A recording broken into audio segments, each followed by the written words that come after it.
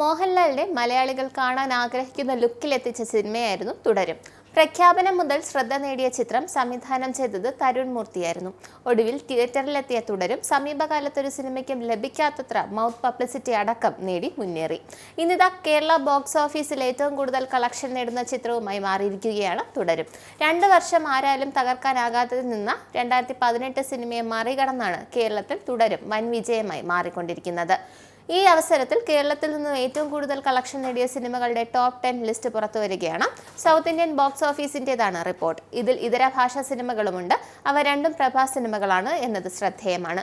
89 കോടിയിലധികം കളക്ഷൻ നേടി തുടരുമാണ് ഒന്നാമതുള്ളത്. രണ്ടാമത് 2018 ആണ്. 89.2 കോടി രൂപയാണ് കളക്ഷൻ. 86.3 കോടിയുമായി എമ്പുരാനാണ് മൂന്നാം സ്ഥാനത്ത്. തൊട്ടു പിന്നിൽ 85 കോടിയുമായി പുലിമുരുകനുമുണ്ട്. 5-ാം സ്ഥാനത്ത് ആടുജീവിതമാണ്. 79.3 കോടിയാണ് ഈ ചിത്രത്തിന്റെ കളക്ഷൻ. ആദ്യ 5 സ്ഥാനങ്ങളിൽ 3 മോഹൻലാൽ സിനിമകളാണ് എന്നത് ഏറെ ശ്രദ്ധേയമാണ്.